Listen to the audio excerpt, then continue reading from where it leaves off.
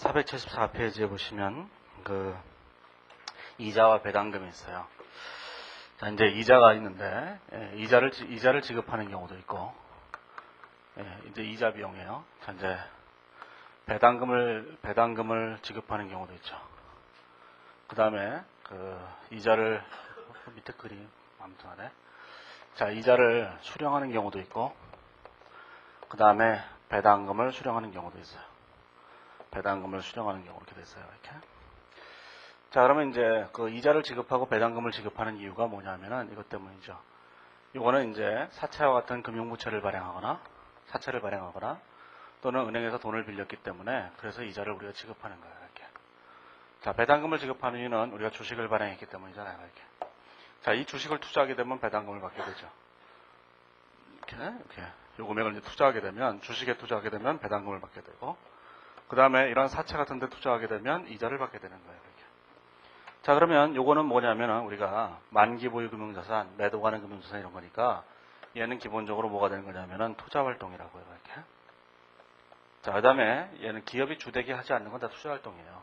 우리가 이제 은행이나 증권회사나 이런 경우에는 이런 데다 투자하는 게 다 뭐냐면 영업 활동이 되지만 우리는 지금 어떤 걸 하는 거냐면은 제조기업이나 상기업을 하는 거니까 상품 매매 기업에서는 주식을 사고 파는 게 자기네 업이 아니기 때문에 이게 투자 활동이 된다고, 별도의 활동이 되는 거예요.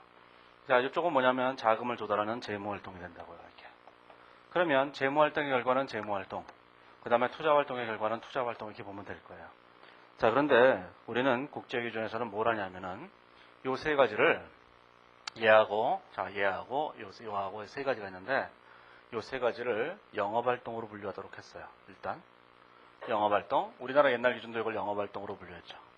그러면서 뭐라고 했냐면 투자활동으로 분류해도 좋다는 거예요. 그리고 뭐라고 했냐면 재무활동으로 분류해도 좋다는 거예요. 자, 그냥 알아서 하라는 거예요. 자, 그래서 거기 보시면 474페이지에 오면 제일 밑에 그림으로 요약되어 있어요. 그림으로 요약된 걸 보시면 이자 지급, 이자 수입, 배당금 수입은 세 가지는 원칙적으로 뭐예요? 단기 순손익에 영향을 미치는 거잖아요. 단기 순익을 결정하죠, 얘가. 단기 순익의 결정에 포함되는 것은 영업활동으로 보겠다는 거예요, 일단. 그래서 영업활동으로 보기로 했지만, 하지만 투자활동이나 재무활동으로 봐도 좋다. 그런 얘기예요. 그러면 회사가 처음부터 현금으로표를 작성할 때 선택을 해야 돼요. 얘를 무슨 활동을 할 것인가를 먼저 정해야 된다고. 그래서 영업활동을 하겠다 그러면 영업활동으로 분류하는 거고, 투자활동을 하겠다면 투자활동으로, 재무활동을 하겠다면 재무활동으로 분류하는 거니까 시험에서 주겠죠, 당연히. 무슨 활동을 하겠다고. 그 다음에 자, 배당금을 지급하는 이유는 왜 지급하냐면은 재무자원을 획득하기 위한 비용이라는 거예요. 재무자원이라고 하는 것은 자금 조달하는 데 있어서 비용이 들어간 거라는 거죠. 자, 그러면 걔를 뭘로 봐야 되냐면 재무활동으로 봐야 되죠. 얘를 재무활동으로 보겠다는 거예요. 재무활동으로. 그런데 영업활동으로 봐도 좋다는 거예요. 얘를 영업활동으로 봐도 상관없다는 거죠. 자, 그래서 영업활동으로 분류할 수 있다고 되어 있잖아요. 이렇게. 하지만 배당금의 지급은 투자활동은 아니에요. 그러면 왜 이러냐 하는데 아실 필요 없어요. 그냥 그렇다는 거예요. 분류라는 게 굉장히 자의적이기 때문에 그래서 이걸 뭐라고 딱 얘기할 수는 없어요. 그래서 원인을 다 따져보면 여러 가지 원인이 될 수 있는데 단순하게 투자자산의 수익, 투자한 금액에 대한 수익이라고 보면 투자활동이고 그다음에 자본 조달 활동에 관련된 거라면 재무활동이고 그 다음에 영업 관련돼서 영업활동이 이런 건데 그냥 애매해요. 실질적으로는. 생각을 해보세요. 생각을. 자, 이자를 지급하는 게 투자와 무슨 관계가 있나 이렇게 생각할 수 있잖아요. 그렇죠? 이자 수익이 발생하는 게 왜 재무와 무슨 관계가 있어요? 돈 조달하는데 거기서 이자를 받게 된다는 게 이상하잖아요. 근데 그 논리는 이런 거예요. 이게 재무활동이 되는 이유는 얘네들이 재무활동이 되는 이유는 우리가 자본을 조달하죠. 자본을 조달하는데 뭐가 발생해요? 이자나 이런 게 발생할 거 아니겠어요? 이렇게. 자, 그리고 나서 얘를 어딘가 쓸 거 아니겠어요? 쓰고 난 다음에 임시적으로 남아있는 돈을 잠깐 어떤 자산에다 투자를 한다는 거예요. 그럼 이게 투자하는 이유가 뭐냐? 투자하면 여기서 수익이 발생하죠.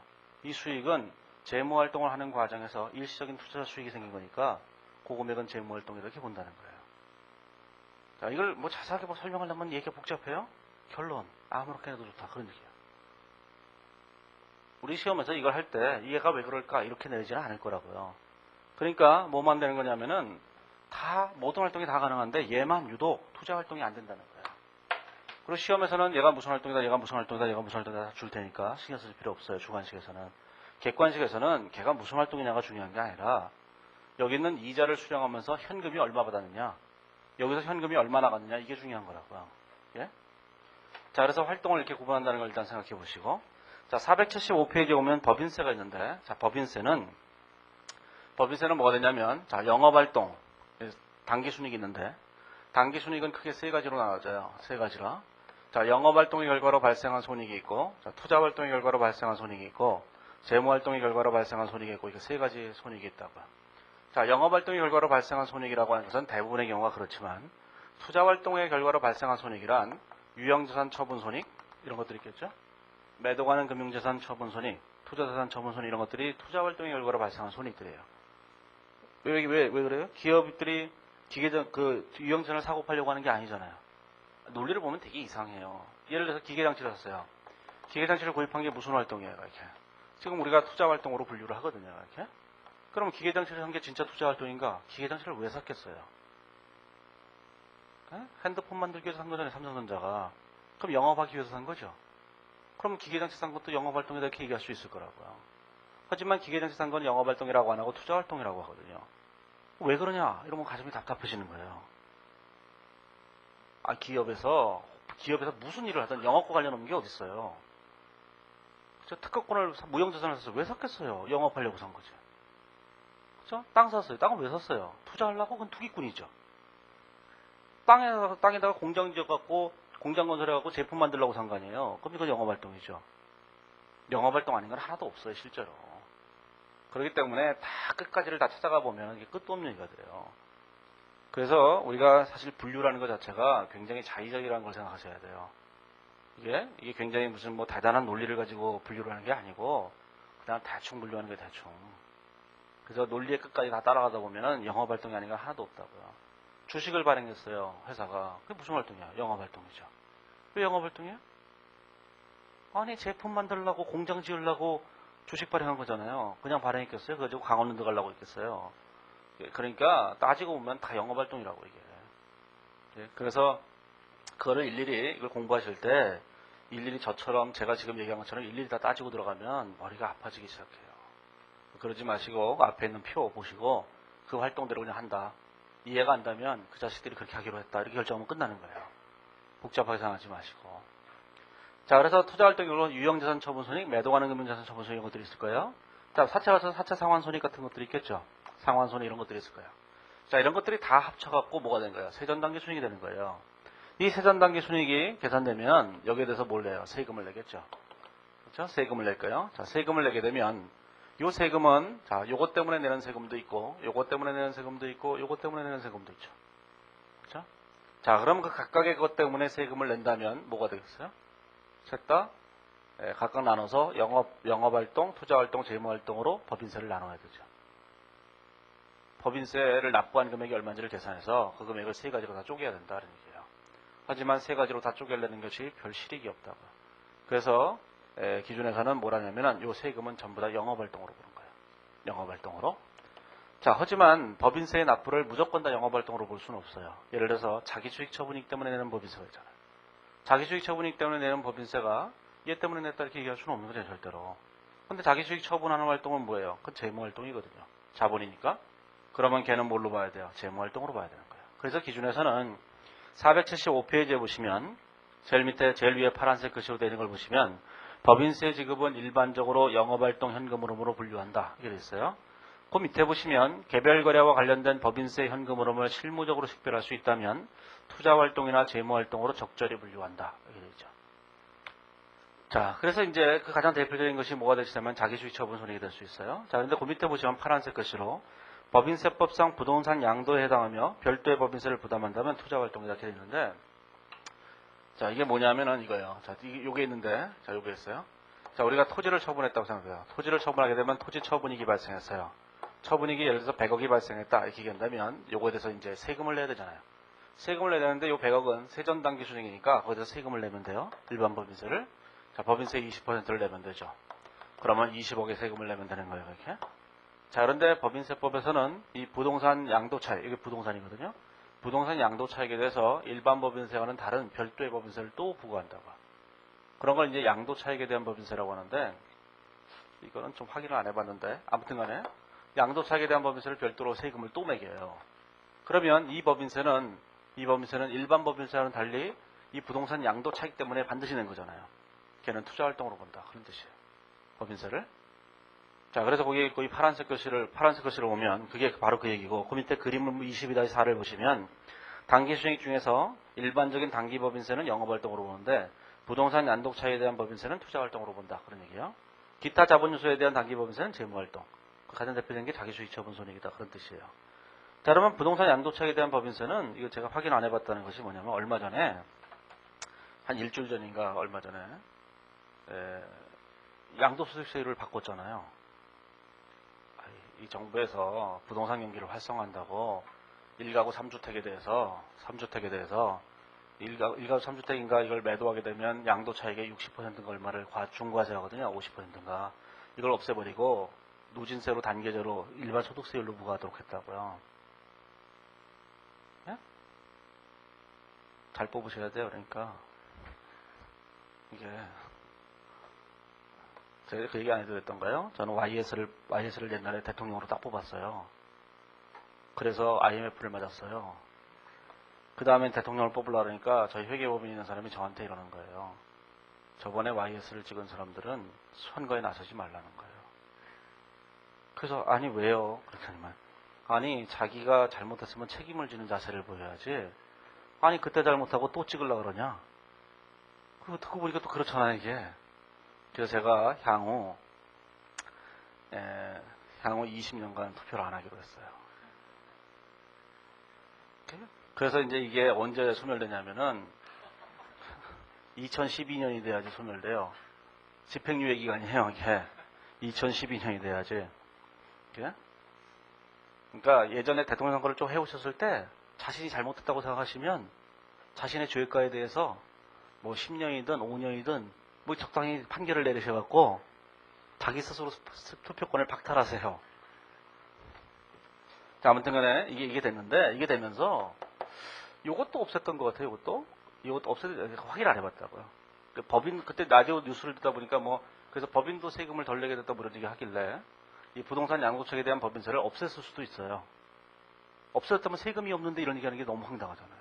아직 확인 못했다 그 얘기예요. 예? 그러니까 그게 없으면 없는 거고, 뭐 그게 중요한 게 아니고 특정 것과 관련돼 있으면 그걸 찾아서 하는 거고, 잘 모르겠다면 다 합쳐놓으면 다 뭐예요? 전부 다 영업활동이다 이렇게 보시면 돼요. 이게. 그런데 자기 주식 처분이익에 대한 법인세는 시험에 주관식에서 출제를 해요, 실제로. 그래서 그건 나중에 하시면 돼요. 그건 나중에 주관식에서 하시면 되는 거니까. 자, 이제 뒤로 가보시면은, 자, 현금흐름표의 양식 있죠. 현금흐름표를 어떻게 작성할 것인가 하는데, 현금흐름표는 이제 이렇게 그 양식이 있어요. 476페이지 그 양식을 보시면, 현금흐름표 양식이 어떻게 되어 있냐면 이렇게 되어 있죠. 거기 현금흐름표 양식이 어떻게 되냐면은, 제일 위에 영업활동을 쓰는 거예요, 영업활동을. 자, 그 밑에 뭐라고 쓰냐면, 자, 투자활동을 쓰는 거예요. 자, 그 밑에 뭐라고 쓰냐면, 재무활동을 쓰죠. 자, 이 세 가지 활동의 결과로, 자, 현금을 계산해 내시면 돼요. 자, 영업활동의 결과로 현금 흐름이 100원, 투자가 100원, 재무활동이 100원이라면 세 가지 합쳐서 자, 현금이 300원이 증가했을 거예요. 그것을 현금의 증가함이라고 하는 거죠. 현금의 증가 이렇게 얘기하는 거예요. 이렇게. 여기다가 1월 1일 현재 현금을 쓰게 되면 1월 1일 현금이 예를 들어서 200원이라면 자, 12월 31일 현재 현금이 얼마가 될 거냐면은 현금이 500원이 될 거라는 거죠. 이렇게 된 거예요. 이렇게. 자, 이게 현금 흐름표예요. 자, 그런데 이 안에, 이 사이에 이상한 게 하나 들어가 있죠. 요게 이상한 게 하나 들어가 있어요. 요게 뭐냐면, 현금 및 현금성 자산의 환율 변동 효과라는 게 하나 들어가 있는데, 그거는 어려운 얘기라서, 모르셔도 돼요. 회계사 2차 시험 문제 출제를 했었는데, 옛날에 출제했었는데, 그때는 우리나라 재무제표가 이렇게 안 돼 있었거든요. 우리나라 현금 흐름표가 이런 양식으로 안 돼 있었다고요. 그냥 이렇게 돼 있었고 끝냈어요. 노란색이 없었다고요. 근데 국제 기준은 이 노란색이 있다고요. 이게 환율 변동 효과라는 게. 나중에 주관식에서 하시면 돼요. 객관식에서 그런 거 내는 게 아닙니다. 그러니까 그냥 여기서는 그냥 현금 및 현금성 자산의 환율 변동 효과는 별도로 기재하는 것이다. 그냥 그 정도로만 아시면 돼요. 이게. 자, 그런데 이제 거기서 뭐가 되어 있냐면은, 여기 있는 보면, 자, 영업활동 현금 흐름을 표시할 때, 이걸 표시하는 방법에 두 가지 방법이 있는 거예요. 하나는 직접법이라는 게 있고, 또 하나는 간접법이라는 게 있어요. 간접법. 이렇게 두 가지가 있는 거예요. 자, 그러면 직접법과 간접법 두 가지가 있을 때, 자, 직접법과 간접법이 있는데, 자, 직접법은 어떻게 작성하는 거냐면, 이렇게 작성하는 거예요. 479페이지에 있는 것처럼, 그림 22-6을 보시면 자, 직접법은 영업활동 현금 흐름을 고객으로부터 유입된 현금, 공급자와 종업원에 대한 유출 이런 식으로 계산하는 거예요. 자, 그런데 간접법은 어떻게 작성하는 거냐면 480페이지에 있는 것처럼 법인세 비용 차감 전 순이익부터 출발해서 감가상각비, 무형전상각비 이런 것들을 더하고 매출채권의 증가 이런 것들을 차감해서 가감해서 계산하는 거예요. 자, 그런 것들을 우리가 간접법이라고 한다고요. 자, 직접법, 간접법 두 가지가 있는데 좀 이따가 이제 나중에 해보시면 되겠지만, 자, 문제는 뭐냐면은 이 간접법이라는 방법이 아주 이 거지 같은 방법이라는 거예요. 거의 쓰레기 같은 방법이라는 거예요. 확 죽여버려야 되는 아주 거지 같은 방법이에요. 자, 그런데 간접법이 좋은 점은 뭐냐면 작성하기 좋다는 거예요. 작성하기가 쉬워요. 근데 여기 계신 분들은 이제 공부하시면 간접법이 더 어려울 거예요. 왜냐하면 직접법을 계산하는 아주 획기적인 기법이고 너에게로 나를 보낸다 법 그거 할 거니까. 그런데 문제는 뭐냐면은 실무는 그렇게 하기에는 너무 복잡하기 때문에 실무에서는 직접법을 하기 진짜 힘들어요. 왜냐하면 일반적인 상기업은 뭐 다 할 수 있는데 제조기업은 힘들어요. 저는 그것도 뭐 너에게로 나를 보낸다 법 다 할 수 있다고 믿지만 아무튼 간에 직접법은 작성하기가 되게 힘들다 그런 얘기예요. 근데 여기 계시는 분들은 시험 보실 때는 간접법이 더 어렵다고 느끼실 거예요. 예? 자, 국제회 기준은 자 어찌됐든 간에 상관이 없는데 뭐 좋든 싫든 다 좋아요. 그런데 정보 효과 어떤 게 유용한 것이냐 정보 이용자 입장에서 볼 때 얘는 무진장 유용한데 얘는 무진장 안 유용해요. 예? 간접법은 쓰레기 같은 방법이기 때문에 직접 보면 어떻게 되냐면 이렇게 고객으로부터 유입된 현금 고객으로부터 유입된 현금이 얼마인지 계산해요. 2번 공급자에 대한 유출액이 얼마인지 계산해요. 이거는 뭐냐면 옛날에 했던 매출로 인한 현금 유입액 요거는 매입하고 종업원에 대한 유출액을 계산하는 건데 국제기준은 그냥 말을 그냥 팍 풀어서 써요. 자기네 마음대로. 그냥 매출로 인한 현금 유입액 이렇게 쓰면 되는데 꼭 고객으로부터 유입된 현금을 써요. 그럼 고객이 아니면 그런 얘기인데 그냥 아무렇게나 써도 돼요. 매출로부터 유입된 현금 이렇게 써도 좋고 고객으로부터 유입된 현금 이렇게 써도 좋아요. 이걸 영문을 그냥 직역해서 그래요. 직역해서. 이게 뭐냐면은 뭐라고 썼겠어요. 못 쓰겠네 영어를. 이게 뭐 캐시 인플로 뭐 이렇게 쓸 수가 있어요. from 무슨 커스터머 이렇게 될 수가 있겠어요. 이게 직역해갖고 고객으로부터 현금 유입액에 쓴 거예요. 그래서 그렇게 개판으로 써 있는 거고 우리나라에서 기준을 만들었더라면은 이렇게 썼겠죠. 매출로 인한 현금 유입액. 그죠? 매입 및 종업원 유출액. 예전 기준처럼 그렇게 만들었을 거라고. 근데 이제 그렇게 의역을 하게 되면 국제기준위원회에서는 국제기준을 위반했다고 얘기한다고요. 왜 의역했냐고. 그래서 직역을 하는 거예요. 이게 전부 다. 자, 그럼 뭐 그렇다고 생각해 보시고 자, 그러면 이거는 자, 생각을 해보세요. 이 세상 누가 봐도 알아요. 아, 고객으로부터 돈이 이만큼 들어왔네. 그 다음에 종업원하고 공급자한테 아, 이만큼 줬구나. 다 알죠. 간접법은 뭐예요 도대체? 감가상각비를 더하고 뭘 빼고 뭘 더하고 못 빼는데 그거 왜 한 건지 알 수가 없는 거죠. 그래서 국제기준은 이 간접법의 무용론, 간접법이 쓸데기 없는 방법이다라는 걸 인정하고 있어요. 그래서 직접법을 권고하는 거예요. 권장하는 거예요. 권장. 되도록이면 직접법으로 작성하라는 거예요. 간접법으로 하지 말고. 그래서 거기 보시면 476페이지에 오시면 거기 파란색 글씨로 되어 있죠. 재료에 직접법을 사용할 것을 권장하고 있다 이렇게 되어 있어요. 근데 직접법을 사용할 것을 권장하는 건 좋은데 사람들은 대부분 다 간접법으로 하거든요. 모든 회사들이 다. 그래서 이제 요즘 나오는 얘기는 국제기준위원회에서는 간접법을 아예 폐기하려고 한다는 거예요. 아무리 직접법으로 하세요. 직접법으로 하세요. 권장하는데 싫어요. 난 간접법. 이거 다 간접법으로 하니까 그지 같은 소리. 이제 안 되겠다. 아예 없애버리는 거예요. 그러면 직접법으로 할 수밖에 없잖아요. 그렇죠? 이런 생각을 해보시면 돼요. 저번에 손익계산서 얘기를 할 때 손익계산서가 두 가지가 있잖아요. 기능별 표시법이 하나 있었고 또 하나 뭐였죠? 성격별 표시법이 있었고 두 가지가 있었잖아요. 기능별 표시법이라고 하는 것은 뭐냐면 매출원가 이런 식으로 나눠서 하는 거죠. 이쪽에서는 뭐예요? 매출, 재고산 사용해, 종업원 급여로 준급해 이렇게 나눠서 하죠. 이렇게. 이것이 얼마나 유용하겠어요. 사람들한테. 이게 유용하다고 생각하세요? 그건 우리가 회계를 해서 그런 거고 회계를 안 하는 사람 입장에서 볼 때는 얘가 훨씬 더 유용하다고요. 아, 물건 사는데 얼마 나갔네. 종업원한테 이렇게 돈을 많이 줬단 말이야? 뭐 등등등 얘기하겠죠. 그래서 여기서 얘기하는 직접법과 간접법에서 간접법은 얘고 직접법은 얘예요. 말하자면. 얘가 훨씬 더 유용하다고요. 회계를 모르는 사람들을 배려해 보세요. 얼마나 직접법이 유용한 것인가. 그래서 직접법을 권고하고 직접법을 이제 폐지하려고 하고 있다는 거예요. 자, 그런데 이제 이런 생각을 해보세요. 도대체 우리가 어떤 방법을 이용해서 현금흐름표를 작성할 것인가 이건 생각해 보셔야 돼요. 어떤 방법이냐면은 자, 직접법과 간접법이 있어요. 자, 직접법과 간접법이 됐든 뭐가 됐든 간에 우리는 이런 방법이 있죠. 자, 직접법, 간접법, 자, 투자활동, 재무활동이 되는 거예요.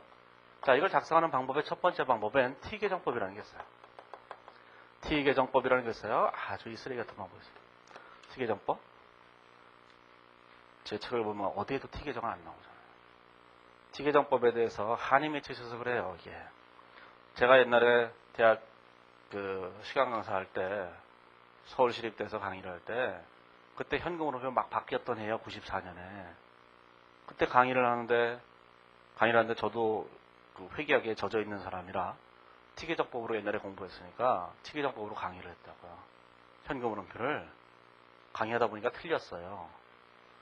그러면 어떡하면 돼요? 시험에 안 낼 겁니다. 이러면 간단하게 해결이 되잖아요. 그리고 나서 학원 강의를 하는데 이거 또 틀렸으면 뭐 제가 안 낼 거예요. 이렇게 얘기할 수가 없잖아요. 제가 내는 게 아니니까. 그런데 제가 그때 94년도에 강의할 때 제가 87년에 합격했으니까 회계사 된 지 7년이 넘은 때거든요. 그 회계사 합격한 지 7년이 넘었는데 이때 7년 후에 작성하는데 틀렸다고요. 그러면 여기 계신 분들이 이제 시작하는데 할 수 있겠어요? 저는 T에 몰입된 사람이에요. 그렇죠? 예? T의 세상에 T월드에 살던 사람이잖아요. 얘가 이렇게. 그러니까 87년 합격할 때까지 T를 몸에 달고 살았죠. 그 다음에 이 다음에도 뭐 군대도 가고 그랬지만 뭐 군대라고 하긴 그렇죠. 왔다 갔다 하고 그러니까. 그때도 T를 뭐 T에 살았던 사람이잖아요.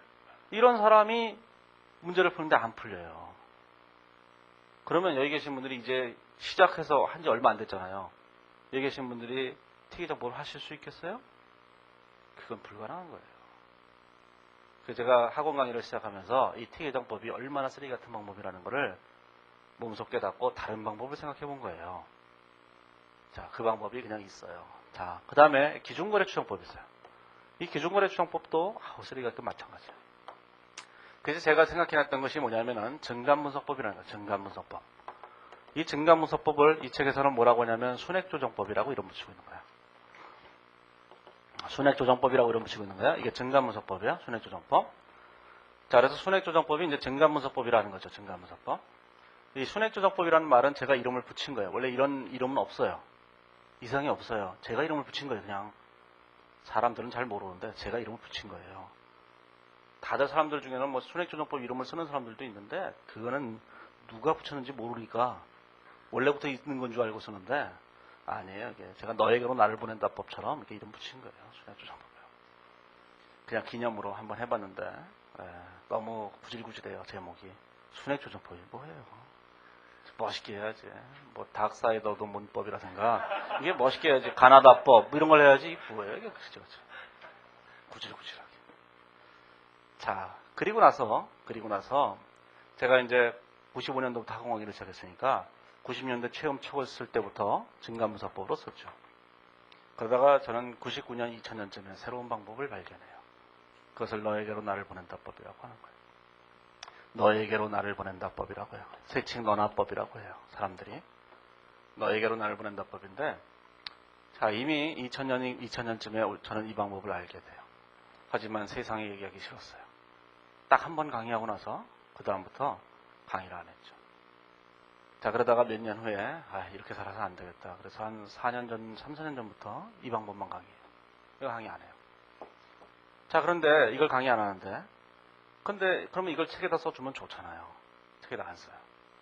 왜 안 쓰냐 하면 이걸 책에다 썼을 때가 제가 받았던 수많은 멸시와 수많은 경멸, 이 세상에 일으켰던 그 수많은 파장 이런 것들을 고려할 때 도저히 쓸 수가 없었어요.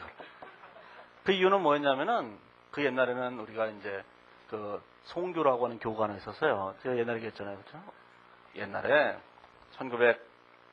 1980년대, 90년대 그 웅지학원의 그 송사역에서 확 평정했었거든요. 이게 뭐 평정했었는데 그걸 이제 사람들은 소위 종교가 같다 그래갖고 송교라 그랬다고요. 이게 전설과도 같은 얘기예요. 아니 그때 그래서 그 사람이 강의를 딱 듣는데 이 얘기를 했다고요. 이번에 경영학 선생이 새로 왔는데 괜찮다고 한번 들어보라고. 자기도 들어본 적이 없으면서 괜찮다고 한번 들어보라고. 그러면 이제 그 강의가 마감이 돼요. 수험생들 속여넘기기야, 뭐. 예? 그래서 이제 오래 공부하는 거죠, 이게. 그런데, 그랬던 시절이 있었어요. 그래서 여기 장로들도 많이 있었잖아요, 이렇게. 그죠? 1차 장로의 난, 2차 장로의 난, 3차 장로의 난, 이렇게 있었는 거예요, 그게. 1차 장로의 난이 우리 경영 아카데미예요. 예. 원래는 이제 하나 경영 아카데미였다가 이름이 바뀌어서 지금 우리가 된 거고, 2차 장로의 난이 미래예요. 3차 장로의 난은 종교를 창설하지 못하고 다른 학원에 흡수돼 갔죠. 그게 이제 한성학원이에요. 그러면 이 세상은 다 송교의 일파들인 거잖아요. 그렇죠? 그렇죠, 이게. 이 학원에서 유일하게 송교에 물이 들지 않은 사람이 2명이 있는 거예요. 저하고 임세진 여기사라는 사람하고 딱 둘이 송교가 아닌 거예요. 우리는 얼마나 외로웠겠어요, 이 학원에서. 그래서 저하고 임세진 여기사 연구실이 있었는데 저 끝에 있어요. 여기 3층에 가보면 송교 무리들은 다 이쪽에 있는데 우리만 이 골방에다 모아놓고 여기 골방에다 모아놓고 여기 이쪽에 나오면 죽여버릴 줄 알아요. 못 나오면. 그래서 우리는 절치부심했다고요. 야, 송교 알았어. 뭐 한 거죠, 이게. 뭐 그 얘기는 그냥 하는 얘기고. 자, 그런 거죠, 이게. 예? 자, 그런데 이 티계정법으로 그 책이 쓰여져 있었어요. 그 다음에 이제 기준거래처법도 있었고. 그러니까 그 학원 강사 책이야 대부분 다 한 가지 방법을 설명하잖아요. 그러니까 제가 이 책을 써놓으니까 사람들이 이런 거예요. 이 책이 좋기는 좋은데 이렇게 써도 맞게 해줍니까? 이렇게 얘기했다고. 자, 그러면 이걸 쓰면 수험생들이 도대체 어떤 반응을 보이겠어요? 예? 이 획기적인 외설적인 이 방법을 너에게로 나를 확 보내버리면, 예? 그래서 제가 책에 쓸 수 없는 이유예요. 그러면 너에게로 보낸다 법을, 너에게로 나를 보낸다 법을 얘기할 때 이게 하면서 맞았는지 틀렸는지 알아야 되잖아요. 자, 알 수 있어요. 순회조정법이랑 같은 방법이기 때문에 알 수 있다. 하지만 똑같은 방법임에도 불구하고 얘는 잘 돼요. 얘는 잘 안 되죠. 그보다도. 얘네들은 거의 미칠 지경이 돼버려요. 그래서 이 방법이 얼마나 좋은지를 아시기 위해서는 이걸 공부하고 오셔야 되는 거예요. 하지만 그러게 되면 한 2년이 걸리니까 여기 오게 되면 이제 한 3, 4년째 되잖아요. 그래서 너무 많은 세월이 흘러버리는 거죠. 자, 그래서 이제 이 방법을 하시면 돼요. 정감무서법, 너에게로 나를 보낸다 법으로 하시기만 하면 문제는 항상 간단하게 풀려요. 자, 그래서 거기 보시면은 이제 그 예를 하나 들어서 그래도 그 복습에다 한번 하려면 얘기는 하고 가야 되니까 여기도 보시면 되냐면은 자, 거기 보시면 자, 481페이지 오면 순액조정법이라는 게 있어요. 자, 그 방법을 이제 설명하는 거예요.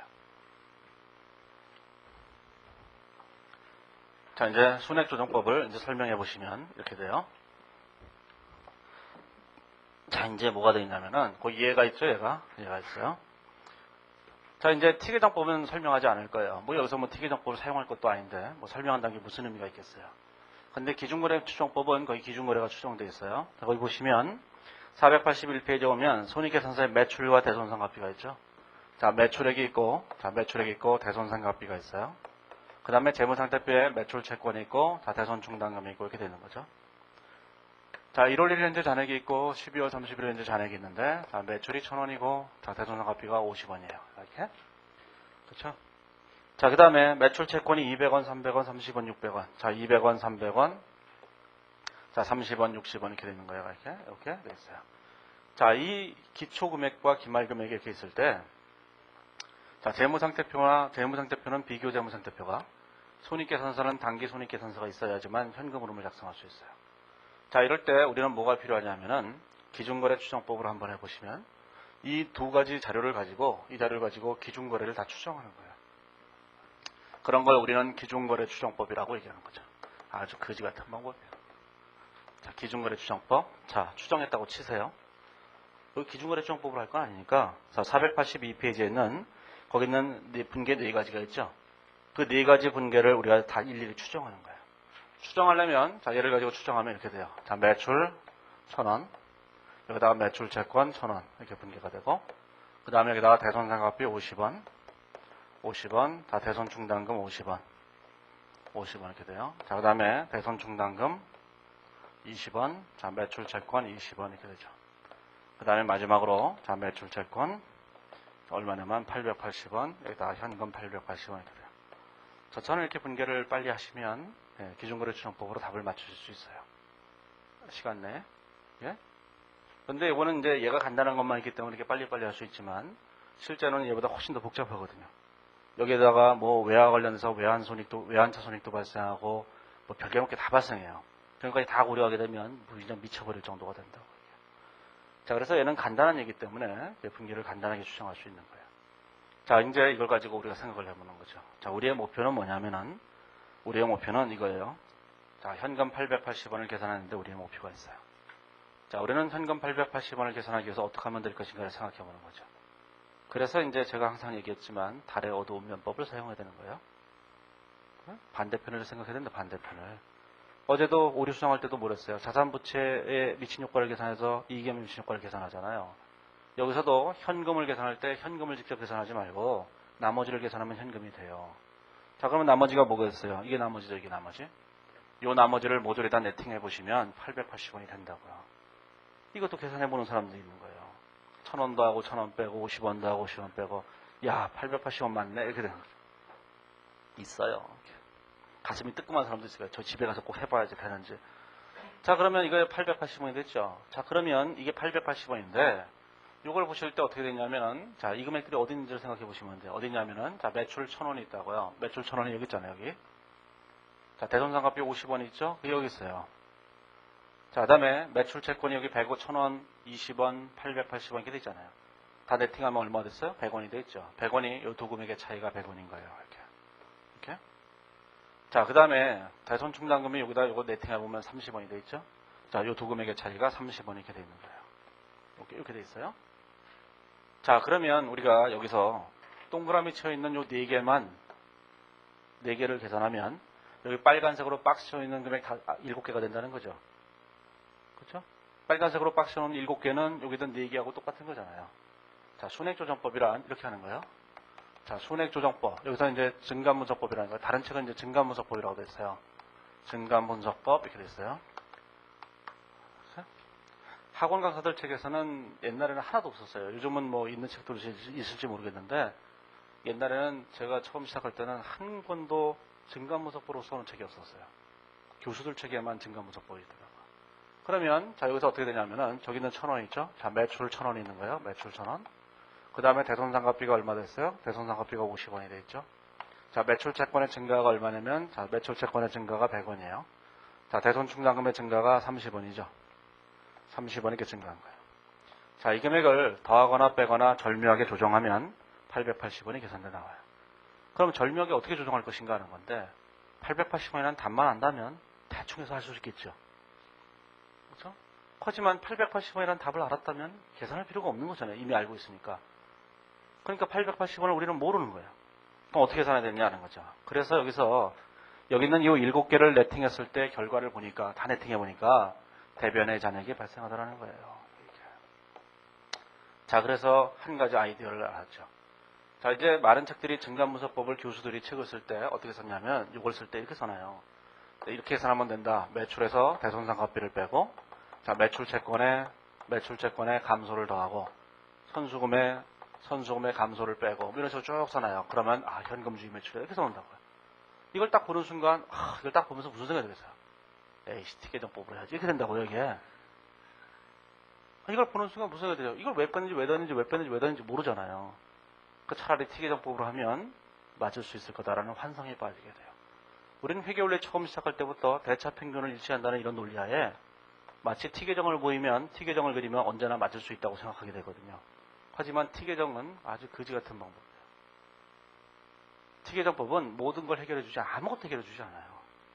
티계정법은 잘못된 방법이에요. 문제를 잘 못 풀게 한다고요. 이렇게. 그래서 티계정법에서 우리가 예를 들어서 생각해요. 티계정법에서는 여기 티계정을 대차를 이렇게 맞춰갖고 그래서 혹시 학교에서 중급회 같은 거 들으셨으면 티계정법을 했었을 거예요. 많은 경우. 티계정법을 하게 되면 여기 대차 안 맞는 금액을 나중에 잔액을 계산해서 이게 현금이라고 계산하는 거거든요. 이렇게. 자, 그런데 이 잔액이 현금이 맞기 위해서는 나머지 금액이 다 맞아야 돼요. 나머지 금액이 다 맞지 않거든요. 그래서 틀리게 되죠. 근데 우리는 대차 평균의 원리를 이용해서 딱 계산하니까 이게 항상 맞았다고 생각한다고요. 답을 보면 여전히 틀려있죠. 그래서 현금 오름표는 이제 포기하게 되는 거예요. 그래서 이 T계정법은 어쨌든 뭐 설명하고 싶지는 않아요. 뭐 별 얘기도 아니니까. 자, 그러면 여기서 왜 빼고 왜 더하니를 처음으로 이제 설명해 놓은 거예요. 뭐냐면은 뭔가 대변했으니까 돈이 들어오더라는 거죠. 우리가 회계상으로 자, 뭔가의 대변에 뭔가를 쓰게 되면 대변의 금액을 쓰면은 반대편에 돈이 들어오게 돼 있어요. 이렇게. 차변에 뭔가를 쓰면은 다 돈이 나가게 돼 있다고요. 이렇게. 그렇죠? 자, 그러면 이렇게 생각해 보세요. 자, 얘가 뭐죠? 얘가 대변인 거예요. 얘가 뭐죠? 차변인 거죠. 얘가 뭐죠? 차변인 거예요. 얘가 뭐야? 대변인 거죠. 그렇죠? 대손충당금의 증가는 대변이 늘어나는 거예요. 그 다음에 매출 채권의 증가는 차변이 늘어나는 거라고. 대변이 늘어나면 현금의 유입이고 차변이 늘어나면 현금의 유출인 거예요. 대변은 유입이고 차변은 유출이 돼요. 그러면 880원이 계산된 거죠. 이렇게? 자, 대변, 차변. 자, 그럼 이런 생각을 할 수 있어요. 아니, 무슨 대손상각비가 돈이 나가나? 대손상각비가 돈 나가요? 그것도 충격적인 얘기죠. 차변의 대손상각비, 대변의 현금이라면 큰일 나죠. 그런데 실제로 이런 거예요. 자, 대손상각비가 이렇게 있어요. 대손상각비가 100원이 있으면 10원이 있으면 여기다 대손충당금액이 10원 있는 거잖아요. 그렇죠? 이 방법은 뭐란 거냐면 이 중간에 다 현금을 끼워 넣은 거예요. 현금을 끼워 넣어서 자, 차변의 현금 자 10원, 대변의 대손충당금 10원 이렇게 쓰고 그 밑에다가 현금 10원, 대손상각비 10원 이렇게 쓰는 거예요. 이렇게. 그러면 대손상각비는 현금의 유출이죠. 그래서 대손상각비가 현금의 유출인 거예요. 그러면 실제로 현금이 유출되느냐? 그건 아니죠. 자, 이걸 이렇게 생각해보세요. 이게 50원이면 자, 예를 들어서 대손된 게 없다면 얘가 80원이겠죠. 그럼 얘가 50원이 될 거 아니겠어요? 그렇죠? 단계 대손된 게 없다고 생각해보세요. 그러면 이게 50원을 계산하면서 대손상각비가 50원이 마이너스가 되잖아요.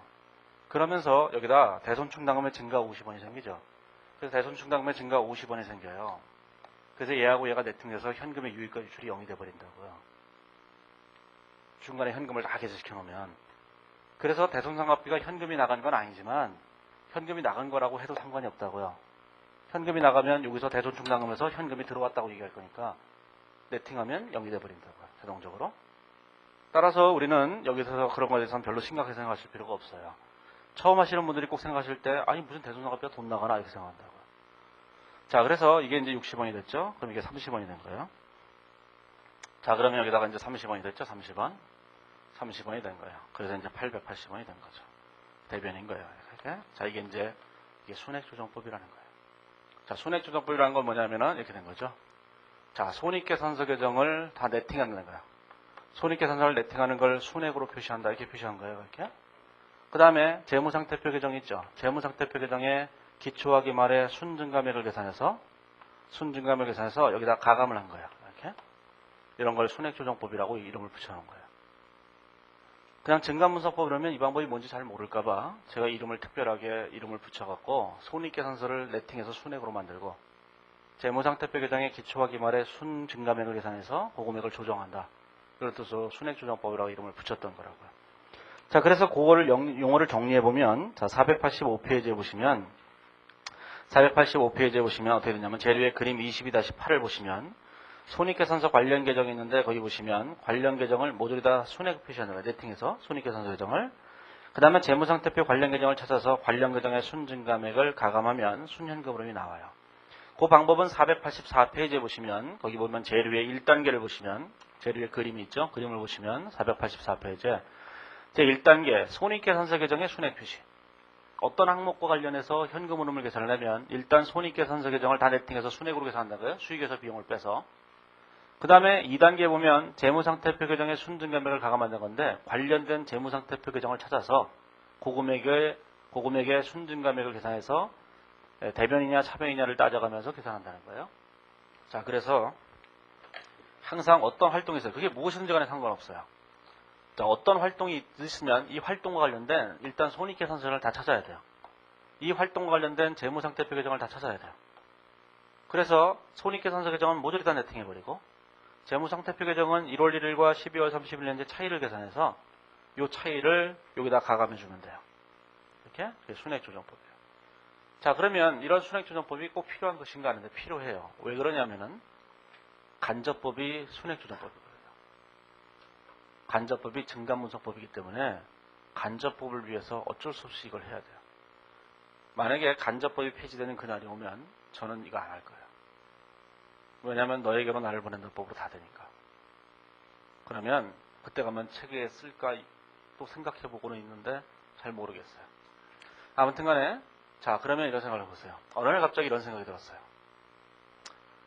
아 이걸 매번 하면서 생각해보니까 아유 귀찮은 거예요. 대변 차변 찾기가 귀찮아지는 거예요. 어느 날 갑자기 그 대변 차변을 안 찾으면 안 될까 이런 생각을 해봤어요. 그래서 어느 날 갑자기 강의를 하다가 이런 생각을 했죠. 강의를 하면서 막 강의를 하는데 귀찮아 죽겠는 거예요 이게. 가만있어 봐 이게 차변이야 대변이야 이런 게. 그래서 이런 생각을 해본 거죠. 어떤 결론을 내렸냐면 이런 결론을 내린 거예요. 자 이제 뭐가 됐냐면 이렇게 한 거죠. 우리가 기중에 어떠한 분계를 하든지 간에 관계없이 어떤 분계라도 좋아요. 어떤 분계를 하든지 관계없이 무조건 여기는 기초금액이 기말금액이 된 거잖아요. 결국은. 그렇죠? 기중에 어떤 분계라든지 간에 분계를 뭐 직원이 100개라든 10,000개라든 그건 알바 아니고 어쨌든 기초가 기말이 된 거잖아요. 그래서 이런 생각을 했죠. 그냥 분계를 할 때 우리가 다른 챕터에서 공부했던 이런 분계 기법을 사용하지 말고 그냥 기초금액을 기말금액으로 바꾸기만 하면 될 거 아닐까. 대손충당금액에서 얘기했던 보충법에 따라서 그렇죠? 이게 수정전 금액이고 이게 수정후 금액이라면 수정전 금액을 수정금액으로 바꾸기만 하면 되는 게 아닐까. 그런 생각을 했죠. 그러면 자 너에게로 나를 보낸다는 건 이게 너예요. 너 12월 31일로 나를 보내버리는 거예요. 이렇게? 그 너에게로 나를 보낸다 법이에요. 그래서 그러면 생각을 해보세요. 기초를 기말로 보내면 돼요. 어떻게 보내죠? 이렇게 보내죠. 자 분계를 하나 쭉 긋고 생각을 해보세요. 자 기초에 매출이 없었어요. 기말에 1,000원이죠. 그러면 매출이 1,000원이 늘어나야 된다는 거잖아요. 자 여기서 매출이 대변에 1,000원 쓰는 걸 이해하지 못하신다면 이건 참 슬픈 일이죠. 그건 그 다음부터 얘기가 안 되는 거예요. 근데 왜 회계원리에 나오는 거니까? 자, 대손상가비가 기초에 0이었는데 기말이 50원이 됐잖아요. 그럼 여기다 대손상가비 50원을 쓰면 되는 거죠. 네? 그렇죠, 이렇게? 손익계산서 계정은 기초잔액이 없으니까 그냥 기말 금액을 수익은 이쪽에, 비용은 이쪽에다 쓰면 되잖아요. 수익은 대변에 쓰는 거고 비용은 차변에다 쓰는 거잖아요, 원래. 그 다음에 매출채권이 200원에서 300원으로 100원 늘었으니까 그냥 늘리면 되잖아요, 늘리면. 자, 매출채권을 이렇게 100원을 늘리는 거예요, 이렇게. 자, 그러면 대손충당금이 30원에서 60원으로 30원이 늘어났죠? 충당금을 30원을 늘리면 돼요. 충당금을 30원을 늘렸어요. 자, 그랬더니만 기초금액이 기말금액으로 바뀌었죠? 이제 대차를 맞추는 거예요. 880원 이렇게 되죠. 네? 너에게는 나를 보낸다 법의 마지막 순간에 그분이 오셔서 해결하잖아요. 대차 평균의 원리. 그렇죠? 880원이 된 거예요. 어떤 문제도 한 뭐 1, 20초면 다 풀어요. 기초를 기말로 쭉 보내고 대차 잔액을 딱 맞추면 돼요. 그게 현금이죠. 자, 그러면 이런 생각을 하는 사람들이 있어요. 뭐냐 이게.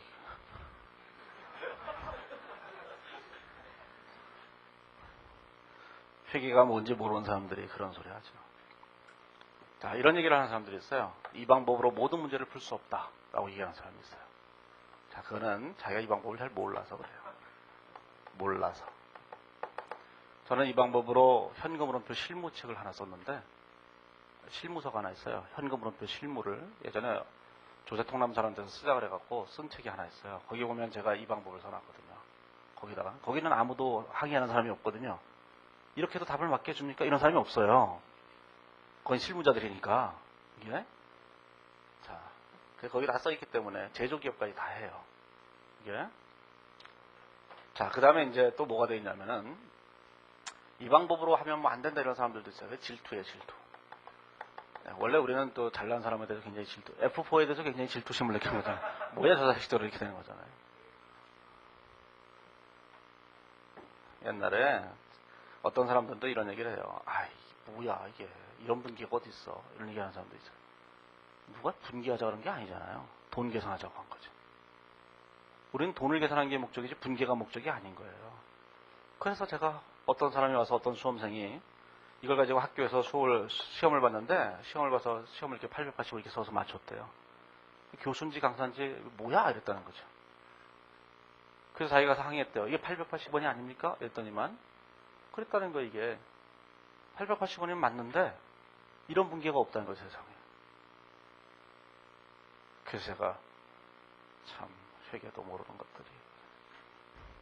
우리는 지금 분기하자고 한 게 아니에요. 뭐란 거죠? 현금으로 계산하자고 한 거예요. 누가 분기하자고 했나요? 그래서 제가 그 학생한테 그랬어요. 그러면 이렇게 쓰라고. 얘를 한 줄로 써보세요. 대손상각비 얼마예요? 50원. 이쪽에다 써보세요. 매출 채권 100원 이렇게 써보세요. 자, 그런데 얘가 이런 거랑 똑같아요. 극장이 있는데 극장에 뭐 학교에 가면 학교 뷔페 식당 있잖아요. 뷔페. 줄을 쭉 서 이제 표 살라고. 줄이 어떻게 써보면 두 줄을 쓰잖아요. 그럼 내가 이제 표를 살 때가 된 거예요. 이렇게 표 살라고 하세요. 그런데 경비 아저씨가 오잖아요. 아저씨가 와서 이런 얘기를 하죠. 아, 뭐야 이게. 학생들이 이 질서도 안 지키고 왜 두 줄로 쓰냐고 한 줄로 써야지. 그러면서 내가 막 살라고 그러는데 여기는 다 더 저 뒤로 가. 그러면 이때 받을 충격이라 이런 말할 수 없는 거야. 여기 한 200명이 서 있는데 그렇잖아요. 예. 그러니까 우리는 이게 두 줄로 서 있는데 갑자기 그러는 거잖아요. 이런 분기가 없다고. 아, 더러워서 그럼 한 줄로 쓰면 되죠. 그렇죠? 한 줄로 쓰면 이들이 뭐라겠어요. 이게 손 들면서 얘기하는 거잖아요. 이게. 우린 저쪽 줄이에요. 이러면서. 이게 손이라고 안 보이세요? 손?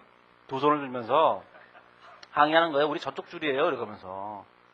그래서 얘가 이렇게 한 줄이 됐죠. 얘가 이렇게 한 줄이 되면 얘가 되잖아요. 근데 얘는 왜 맞았다고 하고 얘는 왜 틀렸다고 하죠? 그게 편견이에요. 자기가 생전 처음 보는 건 네? 이상하게 느껴지는 거예요. 그럴 줄 알았으면 제가 몇 년 정도 책에다 써놓을 거예요. 그럼 많은 사람들이 봤을 텐데. 이해하시겠죠? 이거? 그래서 만약에 이게 그렇게 불길하면, 주관식 쓸 때 그렇게 불길하면 이쪽에다 쓰세요. 분계를 한쪽에다 분계도 돼요. 이렇게 분계하는 거 뭐 보셨어요? 자, 매출 100원, 매출 채권 100원 이렇게 분계하면 안 돼요? 대변에다 마이너스로 쓰면 차변이잖아요. 그러면 이렇게 된다고 여기다가. 그렇죠? 그러니까 여기다가 뭐야? 대손상각비 쓰고 매출 채권 이렇게 썼다고 할 때 이게 100원이고 이게 50원 이렇게 썼잖아요. 이렇게 썼을 때 이 방법이 저 방법하고 똑같은 거잖아요. 그렇죠? 그러면 우리가 이제 문제를 푸실 때 항상 이렇게 푸시면 훨씬 더 쉽게 풀려요. 그러면 이게 풀다 보면 또 답이 안 맞아요, 잘. 그럼 답이 맞는지 안 맞는지 좀 검증해 봐야 될 거 아니겠어요? 책에 다 있죠. 책은 다 이 방법으로 되어 있기 때문에 이 방법에서 가로를 친 거는 차변이에요? 안 친 건 대변이죠. 그렇죠? 그러면 이 방법으로 하다가 안 맞으면 저걸 보고 답이 맞는지를 확인해 볼 수 있다는 얘기예요. 쟤를 두 줄로 쓰면 얘가 돼요. 자, 별거 아닌 것 같지만 사실은 얘나 무슨 차이가 있겠어요. 여기는 얘를 그냥 네팅해서 분기하면 저 끝에 되는데.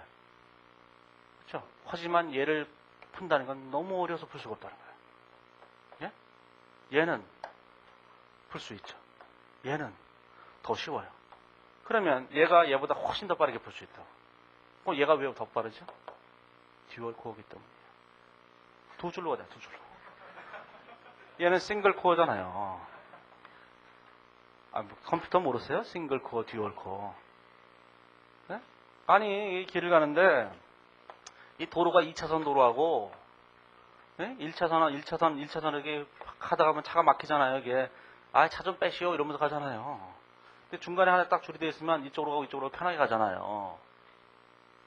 그렇죠? 그래서 얘가 훨씬 빠른 거예요.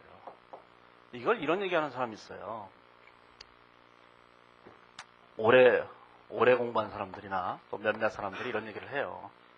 무슨 얘기냐면 얘나 쟤나 뭐 차이가 나냐 그러면 제가 이 얘기에 대해서 막 얘기를 하면 그런 비판하는 사람들 어디나 다 안티가 있는 거잖아요. 그렇잖아요. 뭐 동방신기 팬만 뭐 50만인가요? 안티 팬도 한 100만이 되잖아요.